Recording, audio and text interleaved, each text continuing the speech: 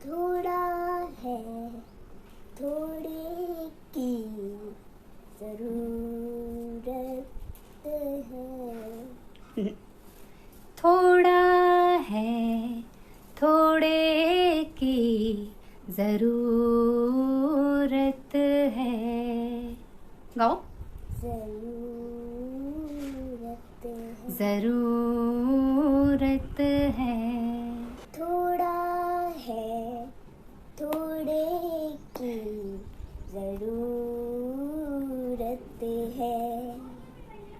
ये जिंदगी फिर भी मगर खूबसूरत है। थोड़ा है थोड़े की जरूरत है। ये जिंदगी फिर भी मगर खूबसूरत है। थोड़ा है थोड़े की जरूरत है। Hello everyone, welcome to my channel. दोस्तों, मेरे चैनल में आप सभी का स्वागत है और जो न्यू सब्सक्राइबर हैं उनका हार्दिक अभिनंदन है। दोस्तों, कैसे हैं आप सब? मैं अंकिता जबलपुर से कर रही हूँ आप सबका स्वागत। आज फिर मौसम खुल गया है और कल मैंने भी बहुत मजे किए, लेकिन पता है इतनी तेज आंधी तूफान में गमले, मेरे जो छोटे छोटे वाले गमले हैं वो सारे के सारे लुढ़क गए थे, नीचे धड़ाम धड़ूम गिरे हैं, कई सारे फूट गए हैं। उनके लिए नए गमले हम लोगों ने मंगाए हैं और आज एक गमला स्टैंड भी आ गया है, वो छोटे छोटे प्यारे प्यारे क्यूट से गमलों के लिए। तो जब वो अरेंज हो जाएगा मैं तब आप लोगों के साथ उसे शेयर करूंगी। बहुत सी जगह पे आप लोगों ने देखा है, बहुत कॉमन है, वो लोहे के रिंग से बनते हैं, कई स्टेप के बनते हैं। तो मैं आप लोगों को दिखाऊंगी कि मैं उसे कैसे रखने वाली हूँ। हालांकि कल जिस तरह का अंधड़ आया था ना, मुझे तो लग रहा था कि वो पूरा का पूरा स्टैंड भी पलट सकता है। भाई हवा तो बहुत बड़े बड़े तीन टप्पड़ सब उड़ ही रहे थे। तो मैं तो कोशिश करूंगी कि उसे भी बांध के रखा जाए ताकि मेरे गमलों का बिल्कुल भी नुकसान ना हो। बेलपत्र इतनी अच्छी प्यारी प्यारी लगी है ऊपर तक, और वो आपस में ही उसमें जो कांटे होते हैं उनमें पत्तियां फंस फंस के वो फट गई, काफी सारी फट गई। तो ये सारे नुकसान तो देखो होते हैं। मेरा तो ये छोटा सा नुकसान है, जो किसान लोग हैं उनका तो बड़ा बड़ा नुकसान हो रहा है भाई। जिनकी फसलें कट गई उनका तो ठीक है, लेकिन जिनका गल्ला बाहर पड़ा है उनको तो बड़े नुकसान हो रहे हैं। और आज फिर न्यूज़पेपर में आया है कि कहीं कहीं पे ठंडी है, कहीं बारिश हो रही है और कहीं पे तेज हीट हो रही है।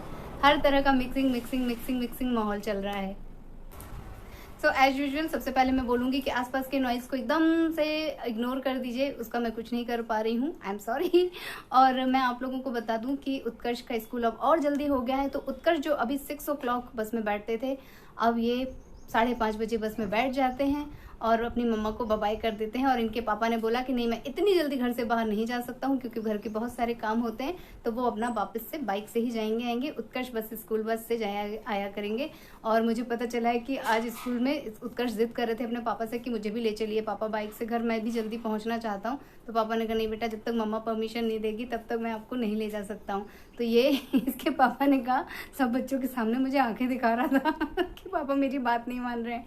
तो सबसे पहले तो इनको ये सिखाया कि बेटा वो आपके वहाँ पे टीचर हैं, वहाँ पे वो आपके पापा नहीं हैं, तो आप जो है आंखें वाँखें नहीं दिखाया करो, आप उनको वहाँ पे सर बोला करो। तो कुछ कुछ चीज़ें देखिए अभी सिखाना पड़ेगी। अभी नया नया अपने पापा के स्कूल गया है तो इसकी भी थोड़ी सी एक्सपेक्टेशंस ज़्यादा होती है कि पापा का अटेंशन मेरी तरफ ज़्यादा हो और पापा मुझे पूरा एक्सप्लोर कराएं, जबकि उनको ये सब परमिशन नहीं है। भाई आप एज ए स्टूडेंट गए हो तो वैसे ही रहना होगा आपको। तो ये सारी चीज़ें चलती रहती हैं। उसके अलावा इनकी मैडम ने एक प्रोजेक्ट वर्क दिया था, सभी बच्चों को दिया था, डाइनिंग टेबल का मैट बनाने के लिए। वो भी आपको एक शीट पेपर से बनाना था। तो मैडम ने बोला था कि आपके पास ओल्ड बुक्स जो हैं उनमें फ्लावर वगैरह बटरफ्लाई वगैरह हो, उनकी कटिंग कर देना और उसको हम लोग चिपका कर बनाएंगे। तो मुझे ये मालूम था कि ठीक है, कुछ थोड़ा बहुत इसने मुझे बताया था, तो मैंने शीट वगैरह मंगा दी थी।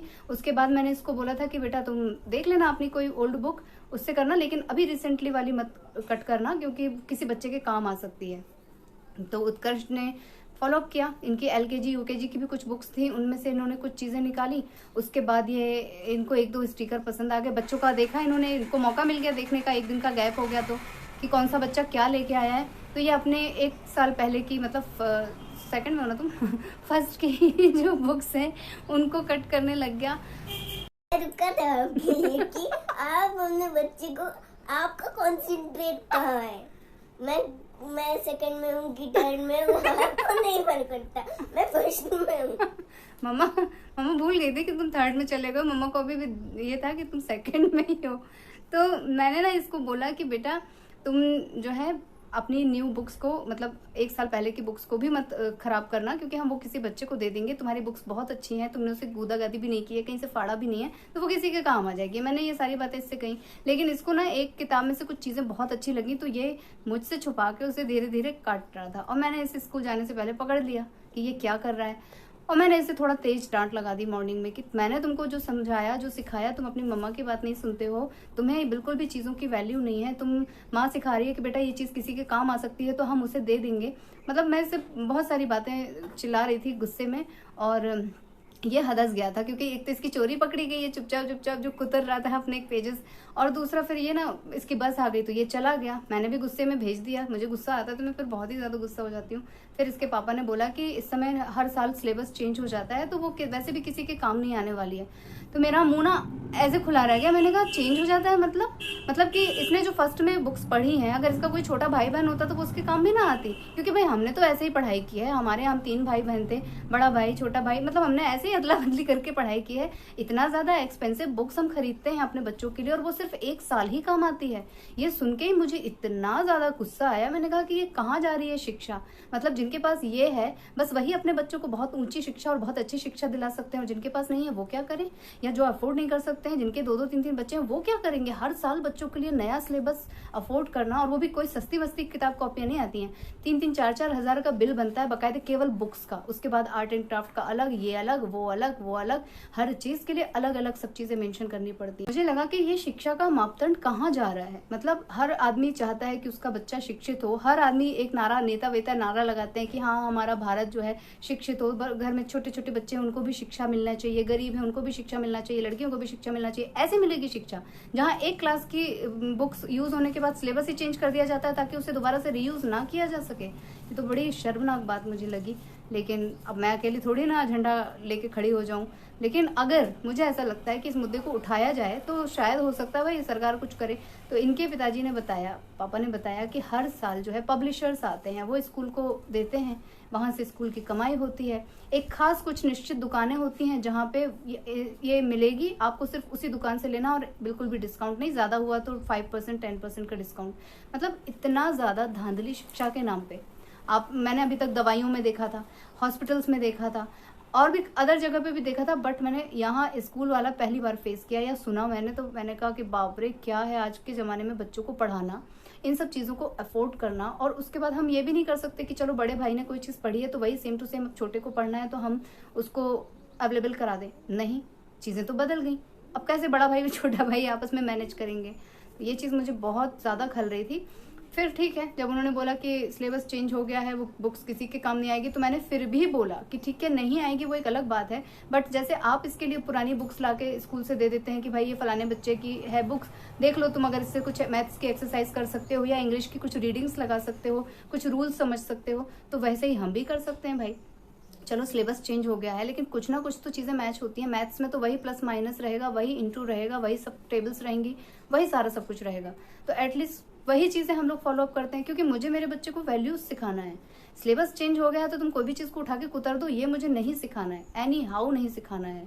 और मैं चाहती हूँ कि ठीक है, मैंने जिस तरह से अपनी चीज़ों को सीखा है, मैं जैसी बड़ी हुई हूँ, इसको बहुत सारी चीज़ें, बहुत सुविधाएं मिल चुकी हैं। आज के ज़माने में इतनी सुविधा हो गई कि मैंने तो मेरी शादी के 2-3 साल पहले मोबाइल हाथ में लिया है। मुझे उससे पहले मोबाइल नहीं मिला था। मैं कॉलेज में थी, मेरे पास कोई मोबाइल नहीं था, लैंडलाइन पे फ़ोन आता था, लैंडलाइन पे फ्रेंड से हम बात करते थे, हमारे पास कोई मोबाइल नहीं होता था। बट आज के ज़माने में बच्चे पैदा हो रहे हैं तो उनके मम्मी पापा के पास 4-4 मोबाइल हैं, बच्चा मोबाइल देख के खाना खा रहा है। तो आज की तो उनकी ज़िंदगी ही चेंज हो गई है, तो वो वैसे भी किसी चीज़ की वैल्यू तो करने वाले नहीं है। और ऊपर से हम ये बोल दें कि हाँ ठीक है, तुम पुरानी बुक्स को कतर दो, तुम पुरानी चीज़ों को नष्ट कर दो, तो ये तो और भी खराब है।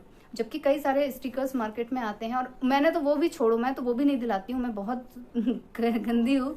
मुझे लगता है कि अगर आप अच्छे से बटरफ्लाई वगैरह या फ्लावर ड्रॉ कर सकते हो तो आपको ये स्टिकर वगैरह खरीदने की क्या ज़रूरत है। आपको एक शीट में ये सब चीज़ें चिपकाना ही है, और आप इतनी सुंदर सुंदर ड्राइंग करके मम्मा को दिखाते हो तो आप वो भी तो बना सकते हो ना। आप बनाओ कलरफुल, उसको कटिंग करो और कर लो, उससे तुम्हारी 2-3 चीज़ों की प्रैक्टिस होगी। एक तो आपका हाथ बहुत ही अच्छा बैठ जाएगा ड्राइंग में, कहीं कोई थोड़ी बहुत मिस्टेक होगी वो सुधरेगी, प्लस आपको कलर कॉम्बिनेशन का ज्ञान होगा कि मेरी शीट का चार्ट किस पेपर किस कलर का है, उस कलर के ऊपर कौन कौन से कलर उभरेंगे। बहुत सारी चीजें मैंने इधर भी नोटिस की और मैं इसको हमेशा सिखाती हूँ।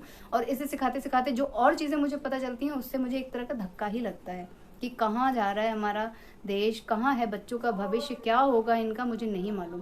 दोस्तों आज है अक्षय तृतीया, ठीक है। अक्षय तृतीया परशुराम जी का बर्थडे है और आज के दिन माना जाता है कि जो भी काम करते हैं उसका पुण्य हमारा अक्षित हो जाता है, हमेशा के लिए रिजर्व हो जाता है। या आज के दिन का जो है कोई भी कर्म हम करते हैं वो हमेशा के लिए जो है रिकॉर्डेड हो जाता है और उसका पुण्य हमें बहुत मिलता है। चाहे आप भंडारा करा लीजिए, चाहे आप दान पुण्य कर लीजिए, चाहे आप पूजा पाठ कर लीजिए, कुछ भी। आज बहुत ही अच्छे अच्छे शुभ काम किए जाते हैं। कई जगह पे तो आज शादी ब्याह किए जाते हैं और जिनके घर में मतलब शादी लायक कोई नहीं होता है वो लोग भी गुड्डे गुड़िया खरीद के मिट्टी के आते हैं, पूरे बने बनाए यहाँ मिलते हैं हमारे यहाँ एमपी में। इनकी शादी कराई जाती है, बकायदे पूरे पकवान बनाए जाते हैं, सारा सब कुछ करके, और भगवान को भी प्रतीक के तौर पे रखा जाता है और ये सारा सब कुछ किया जाता है आज अक्षय तृतीया के दिन। और कई जगह तो शादी ब्याह होते ही हैं। हम लोग बनारस में ज्यादा कुछ नहीं करते थे। मंदिर में एक भरा हुआ जल का पात्र, मतलब मिट्टी का घड़ा, और उसके ऊपर पानी, फल, खीरा और थोड़ा बहुत सत्तू, चने का सत्तू जो होता है वो, और कुछ दक्षिणा रख के भगवान को समर्पित करते थे। और मंदिर में वो देने का मतलब ये होता था कि इस मंदिर में जितने लोग भी आए वो भूखे और प्यासे ना रहें। ऐसा नहीं कि पंडित जी वो सारे घड़े खुद यूज करते थे, नहीं, मंदिर में वो जलाशय में भर के रखा जाता था, वो सारा जल एकत्र करके रखा जाता था प्यासे लोगों के लिए, क्योंकि ये गर्मी में भी पड़ती है। और अक्षय तृतीया में बहुत सारे चीजें हैं करने को। मैं क्या करती हूँ वो मैं आप लोगों के साथ शेयर करूंगी, बट पहले तो आप लोगों को शुभकामनाएं दे दूं। और मैं तो कहूंगी कि आज खूब मन भर के पूजा पाठ, जो भी आपकी इच्छाएं हैं वो सारी कर लीजिए। मैं भी करूंगी अपनी इच्छाएं पूरी, और वो नेक्स्ट व्लॉग में आप लोगों के साथ मैं शेयर करूंगी। और वैसे भी मुझे बचपन में मेरे पापा ने बताया था कि परशुराम जी अभी तक हैं इस धरती पे, इस पृथ्वी पे अभी तक हैं। 7 लोग जो हैं इस धरती पे अभी तक हैं। और उनका एक श्लोक है, अश्वत्थामा बलिर्व्यासो, है ना। वो श्लोक मैं आप लोगों को सुना देती हूँ। अश्वत्थामा बलिर्व्यासो हनुमानश्च विभीषणः कृपः परशुरामश्च सप्तैते चिरजीवनः। मतलब ये 7 लोग हैं जो अभी तक चिरंजीव हैं। आप लोगों को अगर समझ में नहीं आया होगा तो मैं अलग अलग करके बता देती हूँ, या कई लोगों को ये श्लोक मालूम होगा। और मैंने उत्कर्ष को भी ये सिखाया है, इसको भी बताया है, और बहुत एक्साइटेड होके बोलता है कि मम्मा वो लोग कहाँ होंगे, मम्मा हम लोग जाके वहाँ उनको ढूंढ सकते हैं क्या। लेकिन है, ये शक्तियाँ हैं हमारी धरती पे जिसके कारण ये अभी तक सब बना हुआ है, सभी कुछ सुरक्षित है। और बाकी अगर हम धर्म की बात करें और इस गूढ़ ज्ञान की तरफ चलें तो फिर तो बहुत बृहद है, उसे हम लोग उतना पार नहीं कर पाएंगे, ना हमारा ज्ञान इतना है कि हम इसको समेट पाएंगे, समझ पाएंगे। इसे समझने के लिए उसके अंदर भीतर में जाना पड़ता है। सो मुझे लगता है कि व्लॉग लंबा हो रहा है तो मैं अपने व्लॉग को यहीं पे एंड कर लूँ। आप लोगों से ले लेती हूँ विदा। एक बार फिर से आप लोगों को अक्षय तृतीया की ढेर सारी शुभकामनाएं। आप लोग भी शेयर कीजिएगा कि आप लोगों ने क्या किया, मैं भी शेयर। और आप लोगों में से जो लोग नए हैं प्लीज मेरे चैनल को सब्सक्राइब कीजिएगा, वीडियोस को लाइक कीजिएगा और अपनी फैमिली और फ्रेंड्स के साथ उसे शेयर कीजिएगा दोस्तों। और इसी तरह अपना प्यार और आशीर्वाद बनाए रखिएगा। अपना ख्याल रखिएगा। Bye bye. Bye bye and thank you for watching.